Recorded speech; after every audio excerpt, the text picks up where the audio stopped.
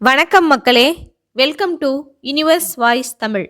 இன்று நாம் காண இருப்பது சூடிக் கொடுத்த சுடற்கொடியாள் ஆண்டாள் பிராட்டியார் பாடிய திருப்பாவை பாடல் 20. தமது 20வது பாடலில் ஆண்டாள் பிராட்டியார் 33 தேவர்களுக்கும் துன்பம் வரும் முன்னரே காப்பவன் கண்ணன், அப்படிப்பட்டவன் நாங்கள் தேடி வந்திருக்கும் இந்த நேரத்தில் தூங்கலாமா என்று அன்பர்கள் கேட்பது போல ஆண்டாள் இந்த பாசுரத்தை தந்திருக்கின்றார். தீயவர்களை அழித்து பக்தர்களை காப்பவன் கண்ணன். துரியோதனன் அர்ஜுனனும் உதவி கேட்க வந்தபோது கூட கண்ணன் தூங்கிக் கொண்டுதான் இருந்தான்.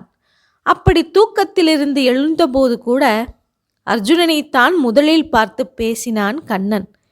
அத்தகைய சாதுரியம் நிறைந்த கண்ணனை துதிக்காமல் தூங்கலாமா என்பது கருத்தாகும். மகாலட்சுமியின் அம்சமான நப்பின்னை பிராட்டி கருணையே வடிவானவள். அப்படிப்பட்டவள் பாவை நோன்புக்கு வர தாமதம் செய்யலாமா? தாய்போல் அரவணைக்கும் நப்பின்னைக்கு இது பொருந்தாத குணம் என்பது இங்கே சுட்டிக்காட்டப்படுகின்றது.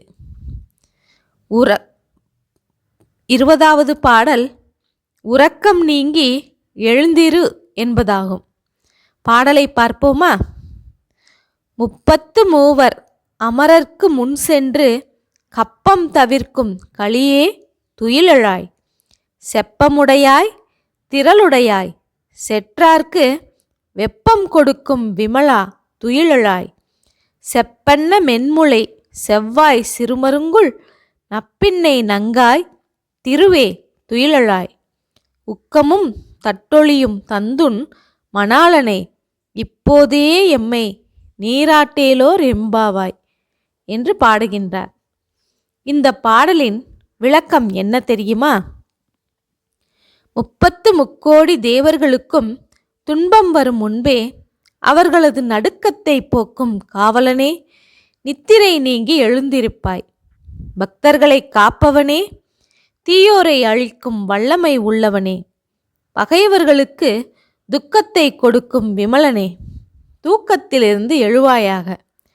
செப்பு கவசம் போன்ற மென்மையான ஸ்தனங்களையும் சிவந்த இதழ்களையும் கொண்ட வாயையும் சிறிய இடையையும் கொண்ட திருமகளை போன்ற நப்பினை பிராட்டியே, உறக்கம் நீங்கி எழுந்திருப்பாயாக.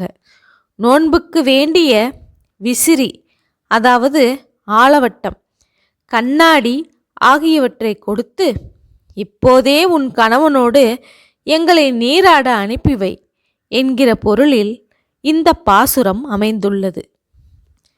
ஓகே மக்களே, இதன் தொடர்ச்சியை அடுத்த பாடலில் காண்போம்.